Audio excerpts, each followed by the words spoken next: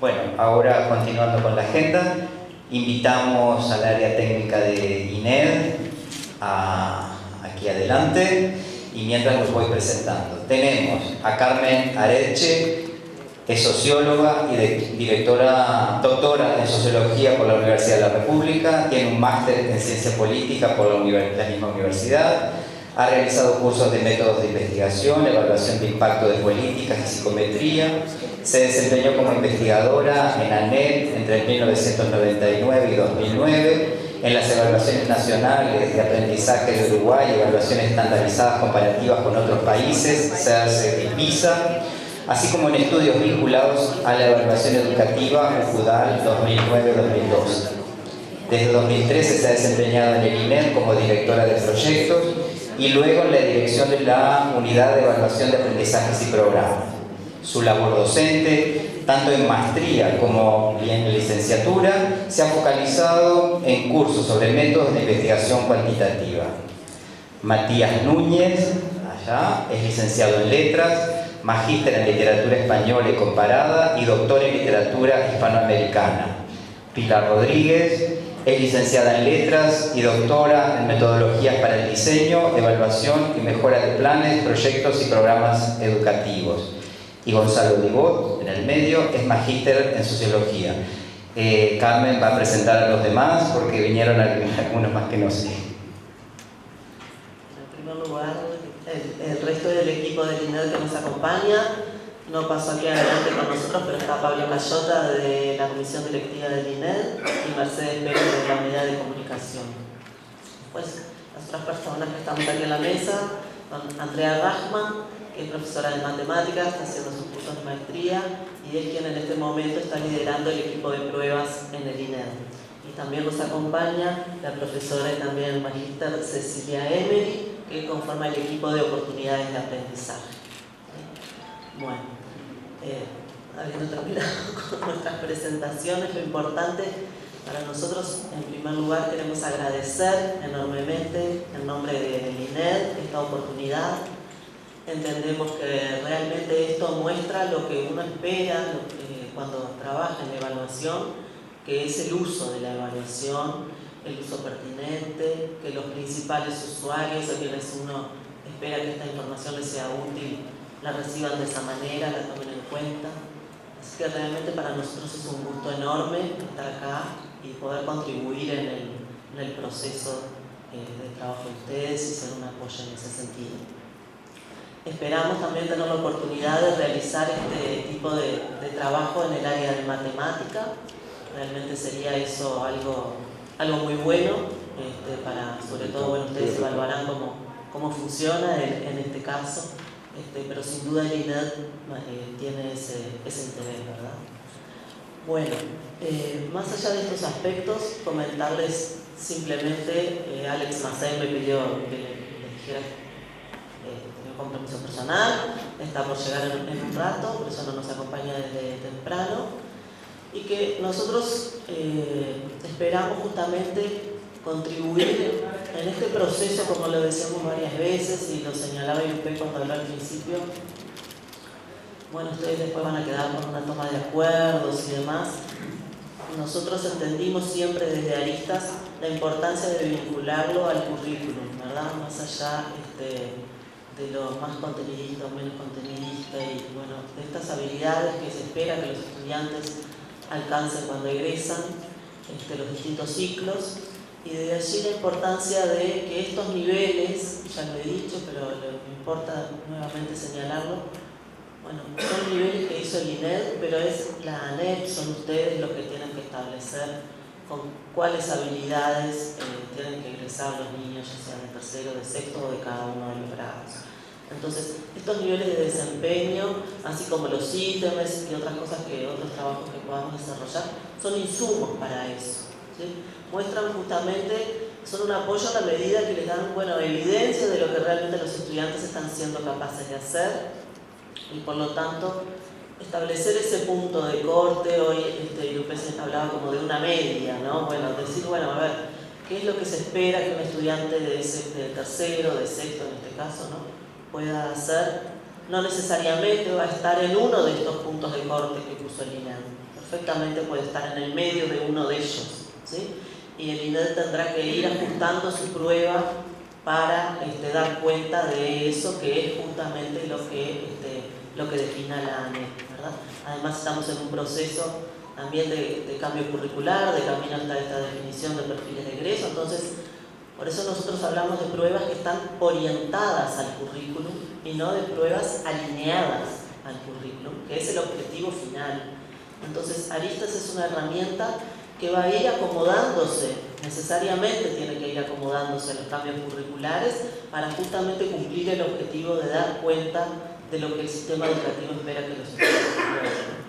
Entonces, simplemente ese énfasis, estos puntos de corte, estos niveles de desempeño son un insumo, pero no es que ustedes, por decirlo rápidamente, digan, bueno, el nivel que se espera es el 2, el 3, el 4, el 1, no. ¿Sí? Sino, bueno, perfectamente puede estar en cualquier lugar de ese continuo y seleccionar algunas de esas evidencias, afirmaciones o afirmaciones que nosotros ponemos como descriptores de los niveles para decir, con esto es lo que esperamos que el estudiante egrese, y es el INED el que va entonces después a ajustar sus instrumentos de medición para dar cuenta de esos objetivos, ¿sí? Del alcance de esos objetivos.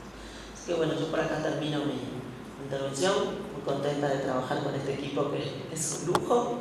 Y bueno, le doy la palabra a Pilar, que va a abordar, vamos a comenzar con el tema de oportunidades de aprendizaje, que es una novedad muy importante. Se habla del tema de habilidades socioemocionales, que sin duda es una novedad también.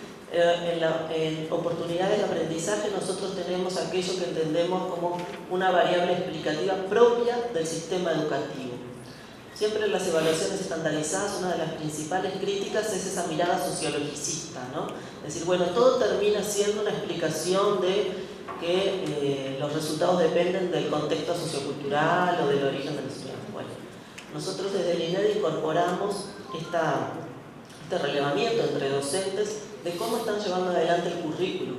Entonces eso realmente representa una mirada novedosa y con un potencial explicativo muy grande sobre los desempeños. Entonces, bueno, entendemos que hay mucho para avanzar en esto. Es una novedad en nuestro país, también en la región podemos decirlo. En algunas evaluaciones internacionales sí forma parte, no en PISA, en TIMSS, que es una evaluación que Uruguay no participa. Y bueno, nosotros hemos avanzado por este camino que esperamos que justamente sea un aporte para la toma de decisiones también. Así que bueno, les paso la palabra a Pilar. Buenos días, muchas gracias por la invitación, porque realmente es una oportunidad de poder acercar el trabajo y el informe a quienes trabajan en las aulas y a quienes toman decisiones sobre las políticas educativas. Y bueno, el objetivo de esta presentación es acercarles un poquito más algunos datos que están en el informe, y bueno, y también comentarles cuáles van a ser los siguientes informes, en qué se está trabajando, qué otra información va a proporcionar este componente de evaluación de oportunidades de aprendizaje, que ve la luz por primera vez en el informe de primaria de Aristas, pero que el INED ya venía trabajando en este tema desde el año 2015. Bueno, es un componente con 5 dimensiones, así lo ha definido el INED, que tiene, digamos, el foco está puesto en cómo acontece el currículum en el aula, de qué manera es implementado el currículum, y la información que se obtiene a través del autorreporte de los maestros.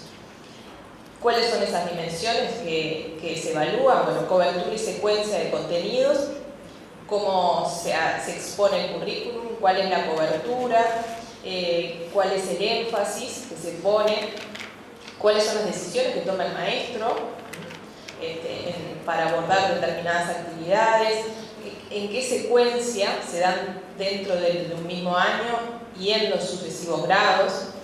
Dentro de la dimensión textos y recursos, también la disponibilidad, cómo se eligen esos textos, para qué se usan. Dentro de la dimensión prácticas pedagógicas, los estilos de docencia, cómo se maneja el error en el aula, el trabajo con el grupo y del grupo, es decir, el trabajo grupal en general, los tipos de tareas domiciliarias, los tipos de evaluación. Dentro de la parte del nivel de exigencia cognitiva, bueno, qué tipo de exigencia se plantea a los alumnos en las tareas, tanto para en la clase como en las tareas para ser evaluados, y las características de los docentes, cuál es su vínculo laboral, los antecedentes profesionales, el desarrollo profesional. Ustedes habrán visto que en el informe de primaria se pone el acento en la cobertura curricular, es decir, en la primera dimensión.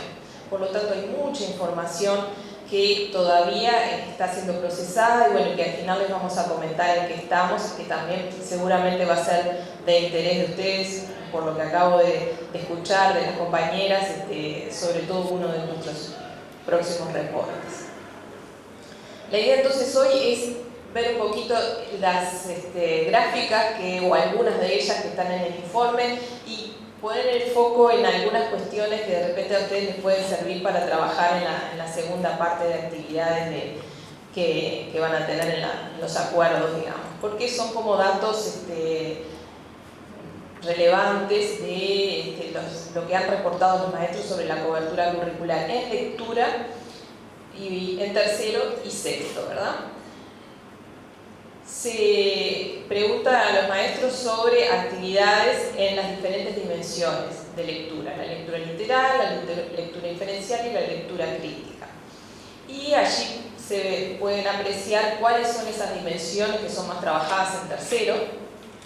Claramente la dimensión literal de la lectura en tercero es la más abordada. Allí ven por ejemplo, la primera actividad que es ubicar información explícita en el texto, que es la actividad más trabajada por los maestros de tercero. Ven en azul más oscuro lo que realmente el maestro ya trabajó al momento de la evaluación, que fue en octubre, ¿verdad? Y lo que proyecta trabajar en un celestito más claro. Y así para cada una de las actividades de lectura. Y ustedes podrán ver que las actividades menos trabajadas son las que corresponden con la lectura crítica. Concretamente, abajo de todo, van a ver que construir significados a partir de palabras claves y elaborar conclusiones a partir de la idea general del texto es lo que ha sido menos abordado a esa altura del año y que los maestros piensan abordar. Verán que no llega al 100%, por lo tanto allí hay una pequeña proporción de maestros que no va a trabajar ese tema, ya sea porque lo considera que es una actividad desde un año posterior o que no corresponde a ese año. Hay otras que justamente eso no está presentado, esa información no está presentada en el informe. Con respecto al sexto, cambia bastante los tipos de lectura que son más abordados. Allí vemos que la dimensión de la lectura más abordada es la inferencial y seguida de la lectura literal. Y nuevamente lo menos abordado es una de las actividades de lectura crítica, que hace conocer el tono del texto de acuerdo a su contenido. Y nos llamaba un poco la atención cómo reconocer elementos básicos de una situación de ilustración, que es la segunda actividad, era poco trabajada, ¿no? Creo que eso de repente ustedes pueden encontrar la explicación, nosotros hacemos algún tipo de inferencia sobre eso, bueno, ayudados en ese momento por Beatriz Picaroni, que nos orientaba, pero que se supone que es algo ¿verdad? Que se hace cotidianamente y que en toda situación, sin embargo, es una de las actividades que no están abordadas como en tercero. Por otro lado, tenemos el énfasis que se pone en cada una de esas actividades, es decir, la frecuencia de abordaje de las distintas dimensiones de la lectura en tercero y sexto. Ahora estamos viendo tercero, ¿verdad? cuáles son las actividades que más trabajan los maestros, o con mayor énfasis, mejor dicho, trabajan los maestros en tercero. Claramente ubicar la información explícita en el texto y de la dimensión literal de la lectura, y reconocer el tema del párrafo del enunciado de la dimensión inferencial de la lectura. Eso es lo que se pone más énfasis en tercer año. Y lo que menos se trabaja es escribir significados a partir de palabras y elaborar conclusiones a partir de ideas generales del texto, de la lectura crítica. Es, digamos, de las cosas con que se trabaja con menor frecuencia en tercer año. En sexto también cambia bastante, y allí tenemos que, por ejemplo, la lectura inferencial, ¿no? Reconocer el tema del párrafo del enunciado es de las cuestiones más abordadas con mayor frecuencia, y la lectura crítica, reconocer la intención del texto, ¿no? También es trabajado con mayor frecuencia. Por otro lado, sigue siendo el reconocer el tono del texto lo abordado con menor frecuencia en sexto año.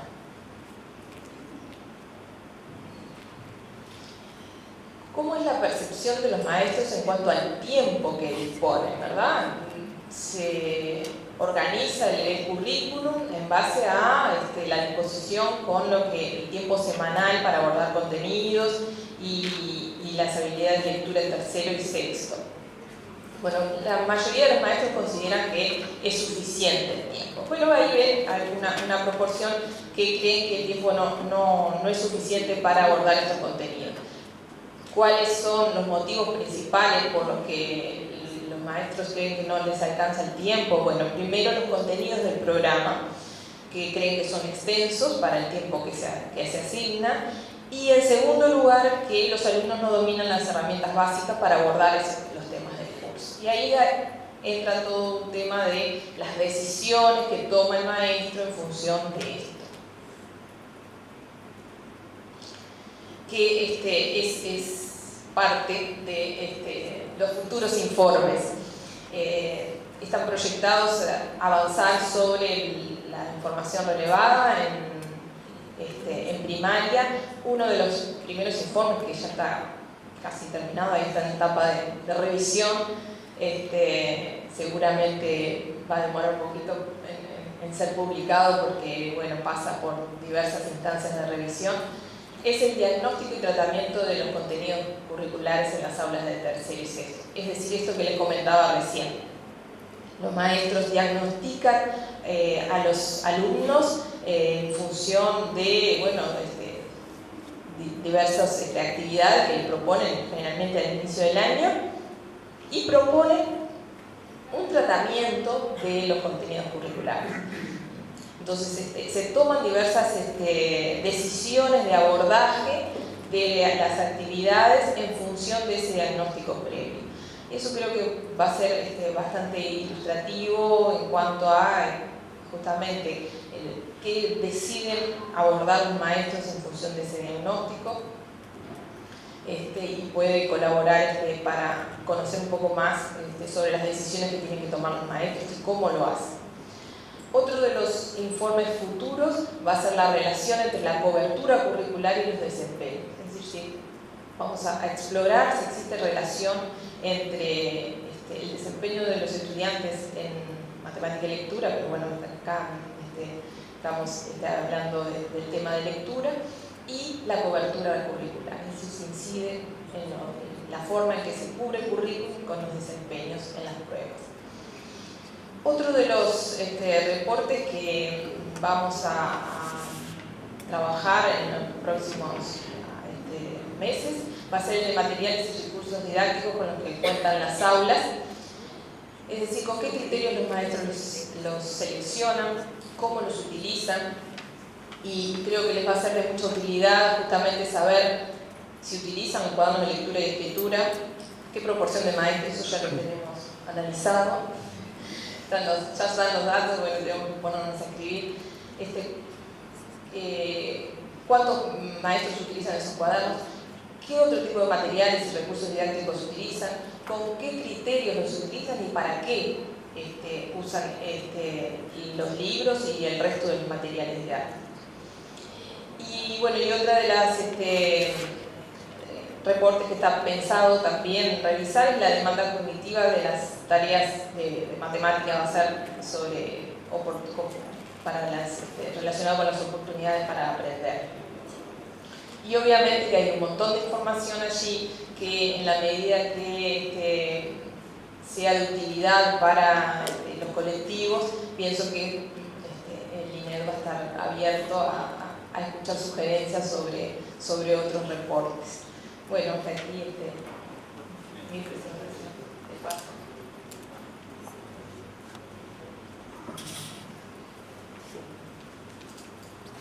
Bueno, buen día para todas y todos. A mí me toca presentarles la parte de observación de aula, contarles en qué marco la realizamos. Y bueno, y antes que nada agradecer también la participación, porque siempre es un placer poder compartir la tarea que uno lleva adelante, conocerse, discutir y sobre todo profundizar y ir conociendo cada uno su tarea y qué es lo que realiza, y sobre todo que tenga un sentido nuestros informes adquieren sentido cuando tomamos estas instancias y bueno, así que bueno, celebro que estemos acá. Bueno, en principio contarles que nosotros desde INED estamos realizando el monitoreo y seguimiento del programa de formación en territorio en su nueva modalidad que comenzó en el año 2017.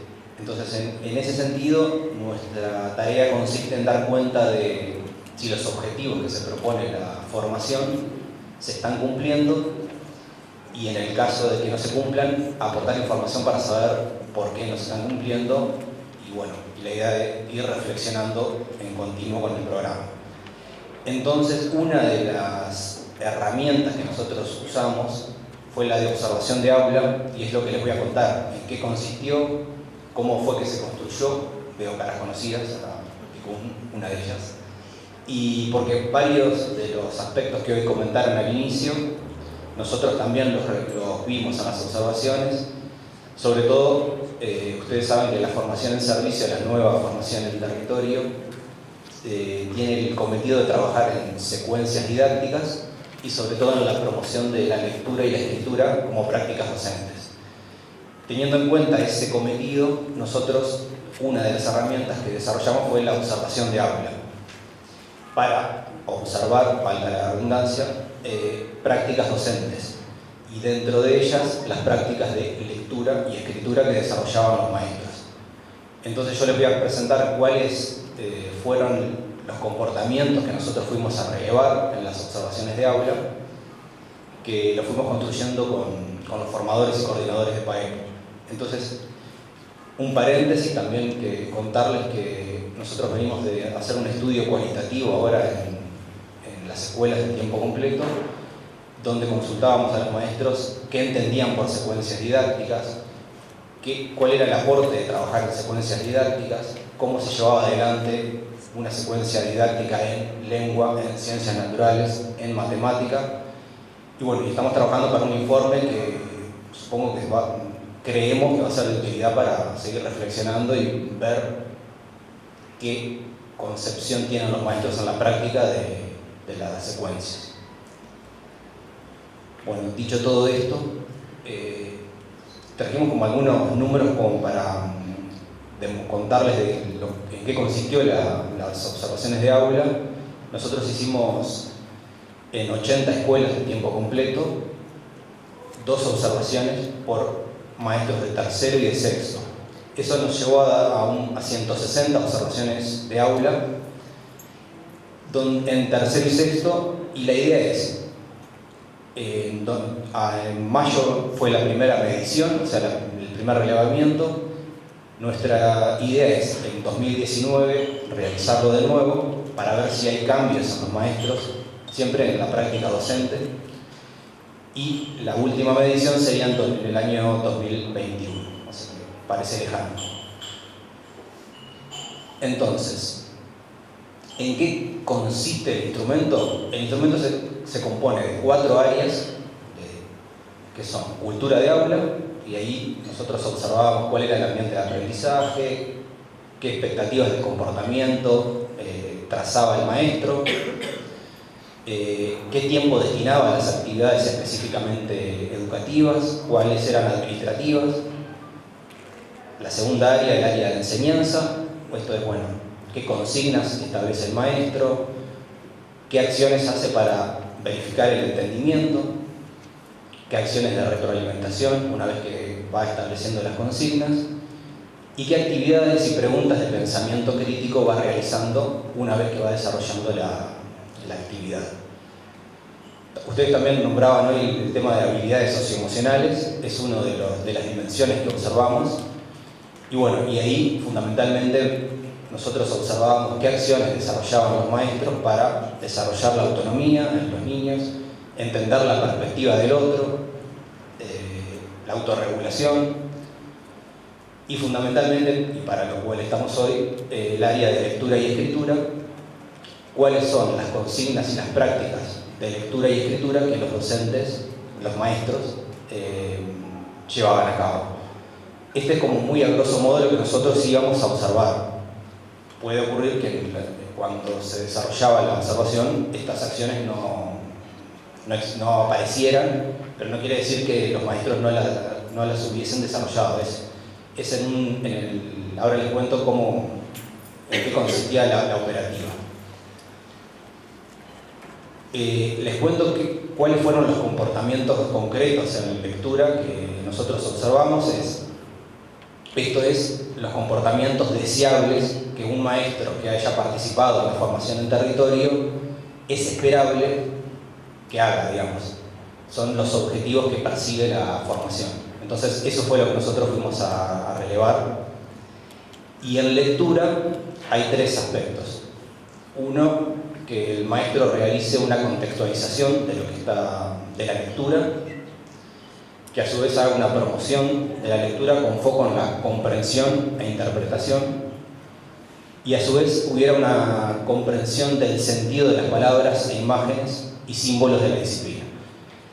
Esto lo vimos para las 4 áreas, entonces no es lo mismo estos comportamientos en una actividad de ciencias sociales que en matemática, que en ciencias naturales, y bueno, entonces esto nos llevó a nosotros un trabajo arduo con los formadores para objetivar, bueno, qué sería un comportamiento, cuando un maestro hace contextualización de la lectura, si está desarrollando una clase de ciencias sociales. Bien, no les voy a decir todos los comportamientos porque no tengo 15 minutos. Bueno, en realidad, lo voy a pasar brevemente. En contextualización de la lectura, nosotros observábamos si el maestro explicita la finalidad de la lectura, si genera preguntas a los alumnos acerca de lo que les gustaría saber acerca del texto, si realiza acciones predictivas una vez que está trabajando el texto, y a su vez si brinda a los alumnos información previa que ayude a contextualizar ese texto que están trabajando. Esto de, bueno, ¿para qué estamos trabajando ese texto? ¿De dónde sale? ¿Quién es el autor? ¿De dónde proviene? Y el sentido. Después, la promoción de la lectura con foco en la comprensión y en la interpretación. Nosotros observábamos si el maestro o los maestros, maestras, generan preguntas literarias, preguntas inferenciales. Y en matemática, bueno, si la maestra otorga oportunidades para que los alumnos piensen de forma independiente una vez que el problema se ha propuesto, si le entrega pistas, si le hace preguntas. Bueno, no lo voy a cansar. Y finalmente, la tercera dimensión, si las maestras promueven la comprensión y el sentido de las palabras e imágenes y símbolos de la disciplina. Esto es, nosotros observábamos si explican el significado de los símbolos, si aparece una palabra técnica y la desarrolla, si brinda otras interpretaciones de esa palabra, y sobre todo el sentido que las palabras adquieren en el contexto de lo que se está leyendo. Y en matemáticas, la maestra promueve la comprensión del significado y el sentido de las palabras propias de las disciplinas a través de explicitar y explicar gráficos, figuras, etc. Esto sé que puede ser medio... Eso fue lo que nosotros fuimos a observar. Y como les contaba hoy, nosotros hicimos 158 observaciones y las observaciones consistieron en dos segmentos. Un observador iba al aula, a la clase de un maestro, una maestra, y observaba 50 minutos. ¿Cómo consistía? Había 15 minutos de observación, donde los observadores capacitados, con todo esto que les dijimos que íbamos a observar, tomaban nota. Terminaban los 15 minutos, pasaban sus observaciones a un formulario, arrancaban 10-15 minutos nuevamente de observación y tenían unos segundos, 10 minutos para codificar todo esto que yo les comenté muy brevemente. Entonces, y ya voy terminando, una vez que se observaba a los maestros, nosotros consultábamos, bueno, cuál era el cometido de la actividad que llevaron adelante y preguntas para contextualizar qué fue lo que se observó. Esto es, bueno, cuál era el propósito que se buscaba con la actividad. Si la temática abordada era la primera vez o venía siendo trabajada, eso era para obtener insumos con respecto a la secuencia didáctica, y sobre todo la autopercepción del maestro, si en función de los objetivos que había trazado, consideraba que los había cumplido en la actividad que se observó. Eso para contextualizar y obtener más información. Y brevemente algunos de los resultados. Nosotros ya tenemos un informe donde tenemos como la descripción de todo lo que encontramos, y les comenté muy por arriba, y bueno, es qué tipo de consignas establecían los maestros, qué acciones usaban para verificar el entendimiento, qué tipo de actividad, si las eran mayormente expositivas, el maestro, la imagen del maestro más bien exponiendo y el alumno más de forma pasiva. Y bueno, por ejemplo, ahí tenemos mayormente lo que encontramos es una actividad colectiva, donde el maestro en principio expone lo que se va a trabajar e interactúa con los alumnos.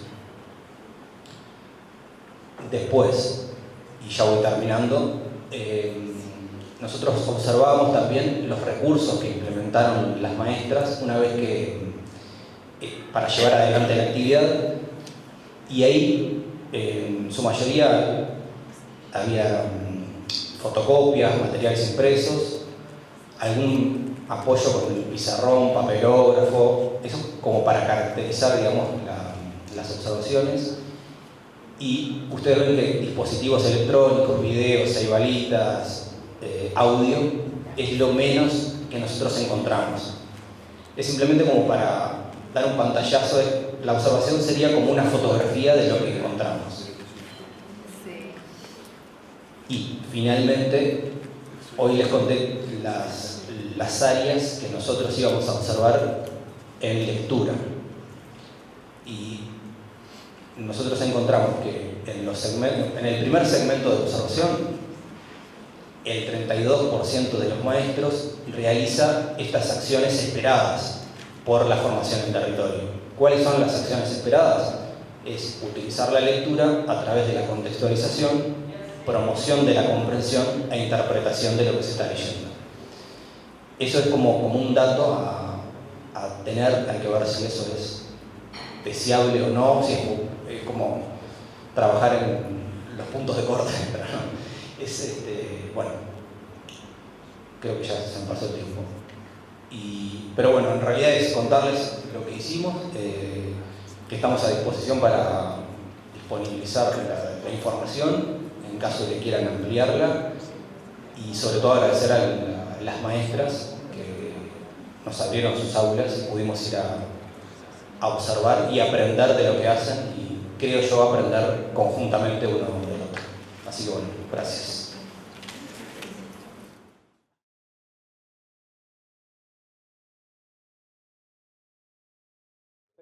ya vamos tomando preguntas para orientar la exposición a sus intereses. Los niveles de desempeño están en relación al currículum y a los perfiles de egreso. Desagregan esas habilidades. En el nivel 1 de tercer año tenemos una predominancia de lo literal, pero como decíamos también aparece lo crítico. Reconocen la intencionalidad discursiva cuando esta aparece presentada de forma explícita en un enunciado muy destacado, o hay elementos emblemáticos de un tipo de texto. Eso que señalaban los compañeros, pone mucho énfasis, los docentes lo pueden hacer. Hay tipos de textos que uno se lo pone a un alumno y lo puede reconocer sin ningún problema en los niveles más bajos. No solo hacen lectura literal, eso forma parte de la lectura crítica, por más que esté basado casi en el reconocimiento de una silueta. Identifican sinónimos y antónimos. Acá tenemos en este nivel de tercer año una predominancia de las habilidades que tienen que ver con lo literal y apenas algunas inferenciales que tienen que ver exclusivamente con lo léxico, a nivel de palabra. No estamos hablando ya de enunciados complejos, son breves, sencillos, identificación de sinónimos comunes.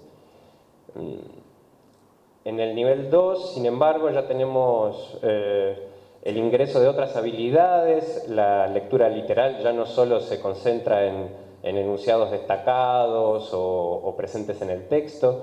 En los informes lo tienen desagregado al detalle, voy a tratar de pasarlo en general. Por ejemplo, las habilidades mencionadas en el 1 se acumulan en el 2 y así sucesivamente. Que no aparezcan mencionadas acá algunas de las habilidades del 1 implica que se asume que pueden realizarlas. ¿Sí? Las tareas del 1 las pueden hacer los alumnos que están en el nivel 2. Y se particulariza, por ejemplo, si en el 1 ubicaban información en enunciados destacados, en este ya pueden avanzar en un texto. Se habló de la extensión de los textos y en tercer año es un factor determinante de lo que pueden hacer o no, qué tan extenso es el texto. Y encontrar información en distintas partes del texto es una habilidad que se vuelve más compleja en relación a dónde está localizada esa información. Como ven, si tomamos en cuenta que lo verde es lectura literal, lo amarillo la lectura inferencial y lo violeta lectura crítica, en el nivel 3, recién ya en el medio de esta división de niveles, tenemos como una predominancia de lo inferencial, de lectura que hace a lo local y lo global. A nivel léxico ya no solo hablamos de palabras, sino también de enunciados y enunciados con sentido figurado, de uso común, pero que implican una reformulación.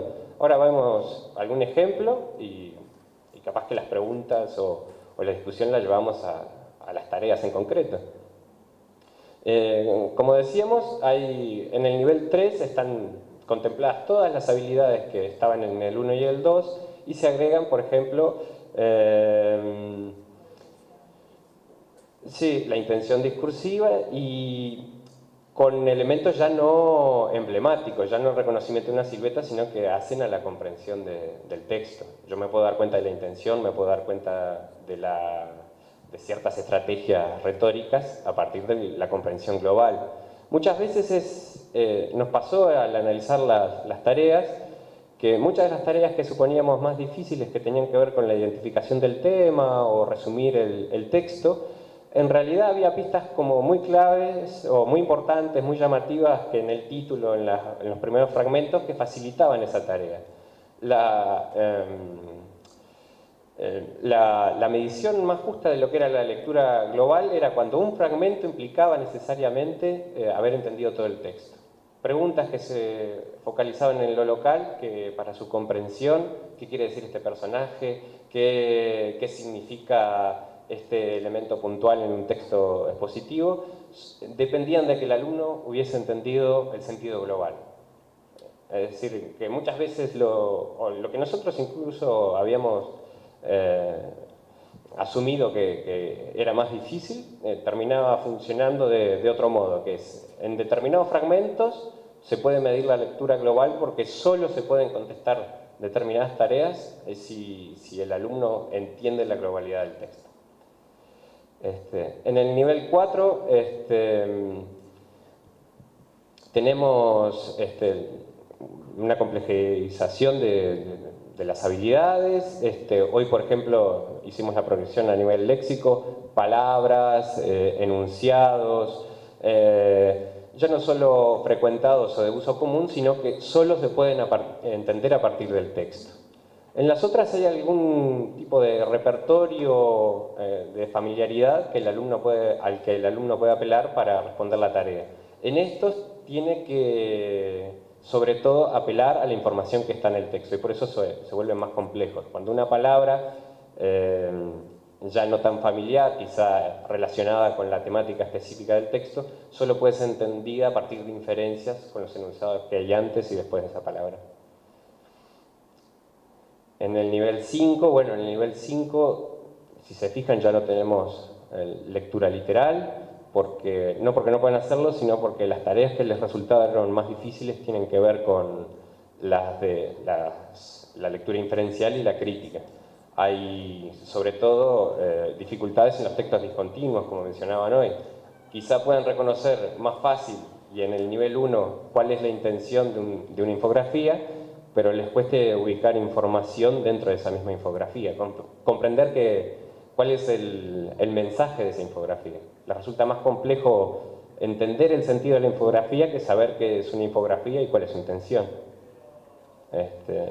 Y lo mismo con lo que hablábamos hoy sobre la ironía. Obviamente que la evaluación mide lo que es capaz de hacer el alumno de forma autónoma. Sin duda que son capaces de hacer más y cosas diferentes en compañía del maestro, asistidos por la maestra, escuchando una lectura que les marca tonos.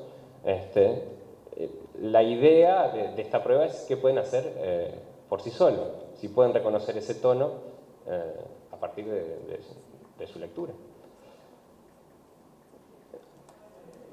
Trajimos algunos ejemplos que capaz pueden clarificar qué significan esas descripciones de habilidades que vienen de los perfiles de egreso, reitero. Este cuento se llama Aracnofobia. El primer enunciado del texto dice: a Pablo las arañas le daban muchísimo miedo. El descriptor del nivel 1 dice: ubican información en lugares destacados, fácilmente reconocibles. Es el primer enunciado. Y la tarea es casi idéntica a la formulación. A Pablo las arañas le interesaban, le eran indiferentes, le daban miedo, le gustaban. Esta tarea está en el informe, tiene un análisis detallado. En este caso, la tarea puede ser resuelta leyendo el primer enunciado, porque no hay nada a continuación que lo contradiga. Es un texto que refuerza esa idea. Si el alumno continúa leyendo, no va a encontrar contradicciones o matices, sino que se refuerza esa idea. Es decir, es capaz de leerlo el que lee todo el texto como el que de repente apenas terminó ese párrafo. Y ya digo, la clave o la respuesta correcta es identificación de una información que está expresada casi de modo idéntico, en espejo. Ubica información destacada que se le solicita de modo casi explícito y literal. Sin embargo, si vamos al nivel 3, el texto está también en el informe, se concentra ya en el segundo párrafo, tiene que hacer una serie de relaciones sobre cuál es el tema del texto.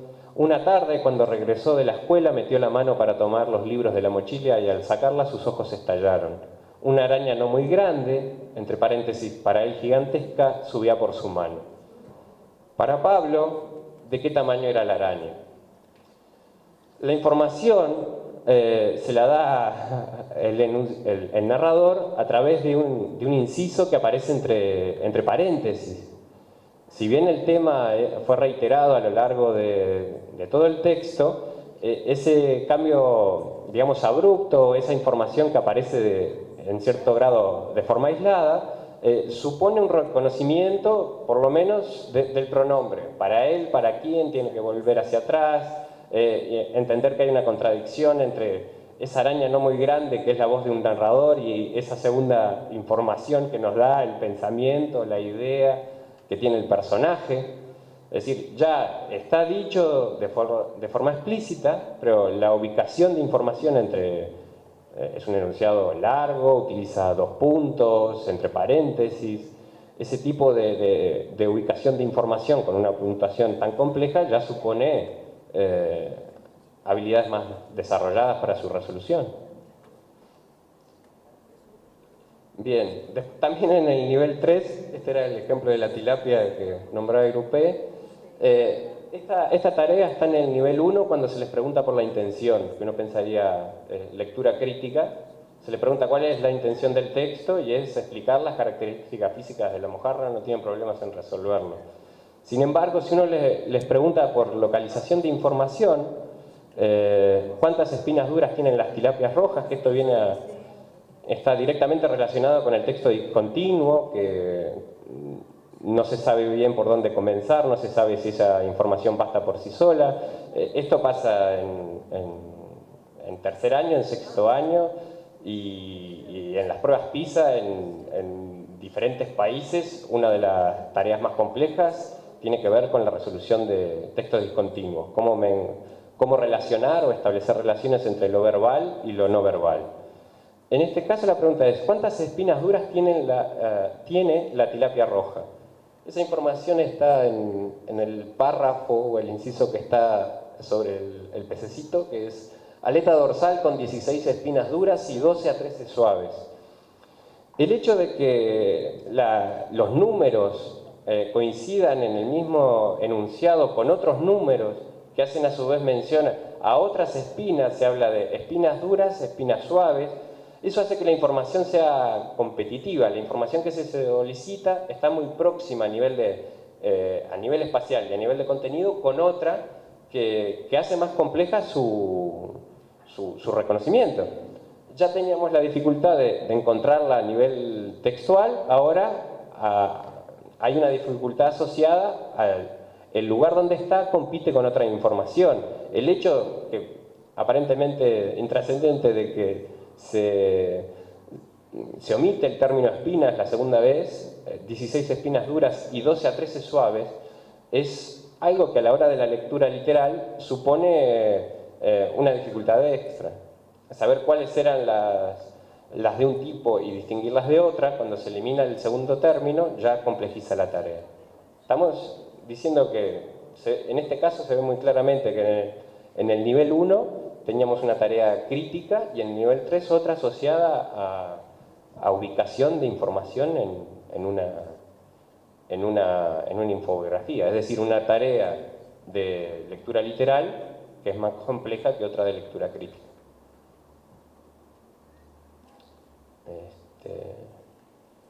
Bien, un ejemplo de tareas de nivel 2 es el Congreso de los Ratones. Este tipo de propuesta lo que busca es buscar aquello que describíamos sobre los sinónimos. La tarea dice, atemos un cascabel al gato y así sabremos por dónde anda. La propuesta fue aceptada por todos los roedores. El enunciado subrayado significa que los ratones rechazaron la propuesta fue aprobada por los ratones negaron la propuesta del ratoncito. Es decir, lo que tienen que hacer es una reformulación sinonímica. Si en el nivel 1 teníamos que reconocen o ubican la información porque está explícitamente reiterada en la tarea, en el nivel 2, a nivel de palabras, tienen que hacer inferencias sobre palabras de uso común. Lo que tienen que sustituir es aceptada y roedores. Son 2 palabras en este caso. Ya eso lo hace más complejo. Tener que resolver el significado de una palabra está en el nivel 1. Tener que resolver el significado de 2 palabras en un mismo enunciado está en el nivel 2. Bien, esto sobre tercero. No sé si quieren hacer alguna pregunta o pasamos a sexto y después vemos todo en general. Acá, por ejemplo, en nivel 3 también tenemos sentido figurado. En el ejemplo de la araña decía, sus ojos estallaron. Este es un tipo de metáfora que, si bien uno puede decir se interpreta fácilmente, tiene que ver con la interpretación del texto. no es una metáfora lexicalizada o de uso común, algo que las patas de la mesa, algo que está en el lenguaje habitual de los niños, sino que depende de saber que el niño le tiene miedo a las arañas y puedo saber que se estallaron no significa sorpresa o admiración, sino que es miedo. Es un tipo de metáfora sencilla, pero que involucra la interpretación del texto. Bien, pasamos a los niveles de desempeño en sexto. En este caso no tenemos presencia de lectura crítica, tenemos lectura literal y lectura inferencial, y ya hay anuncios, sin embargo, de interpretación del aspecto general del texto. Algo que, si ustedes después revisan el informe, se ve muy clara la diferencia entre un aspecto general del texto, la idea general del texto, y su tema abstracto. Esa distinción, si pueden reconocer, por ejemplo, qué pasa en la historia a nivel de asunto, está en el nivel 1, mientras qué significa o qué implicancia a nivel de tema tiene esa historia, empieza a aparecer en los niveles más altos. Una historia en la que un personaje se hace amigo de otro después de varias diferencias, el alumno puede describir una a una las acciones si están ordenadas lógicamente, mientras que el tema, que es la amistad, si se le pregunta de modo abstracto, lo responden o lo resuelven en los niveles más altos. ¿Sí? En el nivel 2, ya a diferencia de lo que ocurría con tercero, tenemos voy a mencionar algunas de las habilidades inferenciales que están directamente relacionadas con descriptores muy claros en los perfiles de egreso. Por ejemplo, establecen relaciones entre distintos elementos muy destacados en un texto discontinuo. Si en tercero era una de las lecturas que a su interior se hacía más compleja, ya en el nivel 2 en sexto hay una familiarización con este tipo de texto. Y tiene que ver entre la lectura o la relación entre elementos verbales y no verbales. Deducen el significado de palabras o expresiones de uso familiar. Esto ya está en el 2 y se hace a nivel textual. También elaboran opiniones. ¿Sí? Hay lectura crítica cuando la opinión del enunciador es muy marcada. Ya no estamos hablando de ironía, sino de una postura muy clara, reiterada a lo largo del texto, pero es también lectura crítica poder identificar esa continuidad de una opinión. Tenemos el nivel 3, como ven ya las habilidades de lectura literal no suponen un desafío, se limitan ubican información en distintas partes del texto o información que coexiste con otras de contenido cercano. Eso sería lo que llega hasta nivel 3. Y están muy marcadas las que tienen que ver con lo inferencial. Ya en este nivel, poder resumir el tema general de un texto implica una serie de inferencias complejas. En el 4 ya no tenemos lectura literal.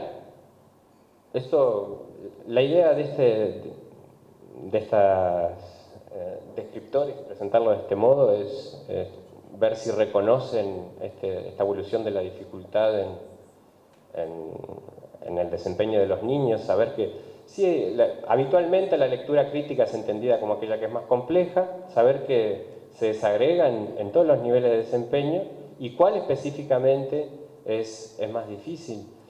Hablábamos hoy de, sí, la intención textual es difícil de interpretar, de reconocer. Tenemos ejemplos en el nivel 1.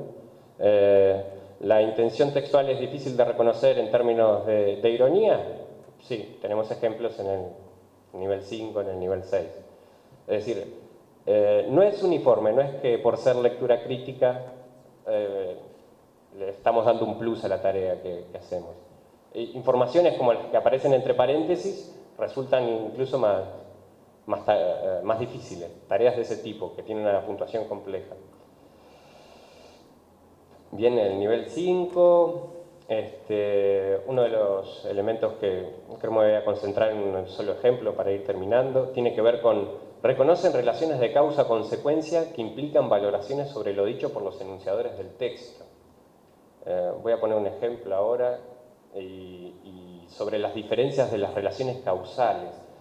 Cómo hay diversos estudios que manejamos en la bibliografía sobre las relaciones causales, cómo cuando hay un conector se le hace más sencillo al niño identificar la causa y su consecuencia, cómo para construir relaciones de causa y consecuencia tiene que rastrear pistas semánticas que están dispersas en el texto y que no tienen un conector, supone una habilidad mayor, una dificultad que están en los niveles más altos, ¿sí? O sea, relaciones de causa y consecuencia se puede desagregar en distintas habilidades dependiendo de cómo esté presentado en el texto. Aquellas que tienen un conector son fáciles de reconocer o más fáciles de reconocer. Aquellas que dependen, por ejemplo, de una lectura global están en el último nivel.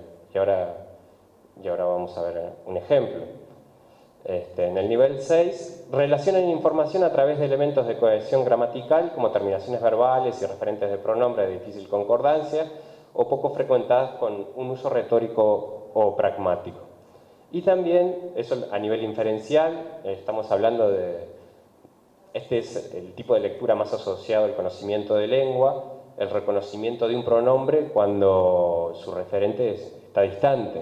En el caso de Pablo, estaba muy próximo. Él estaba muy próximo de su referente. En el caso de los textos que aparecen en este nivel, tenemos una distancia a nivel de texto grande que complejiza la lectura, que hace que se tenga que releer, que hay otros elementos muy competitivos. Tenemos un verbo en plural y un sujeto omitido, varios personajes, algo que dificulta el reconocimiento del sujeto de un verbo, por ejemplo. Y bien, y como decíamos, realizan conclusiones e interpretaciones valorativas evaluando informaciones implícitas en el texto que se deducen a partir de una lectura global. Me voy a ir a este ejemplo que es el viejo tonto, porque al final de la historia el sabio no tuvo nada que responder. Está el texto en el informe, lo voy a tratar de resumir. Es un viejo denominado como tonto, su nombre es tonto a lo largo del texto, y él, junto a su familia, orientados por el viejo tonto, deciden remover las montañas para facilitar la comunicación con el sur. Aparece un personaje que es el viejo sabio y le dice que es inútil, que se van a morir antes de terminar la tarea, que es un imposible. Voy a leer el final del texto que dice: «¿Qué torpe es usted?», le dijo.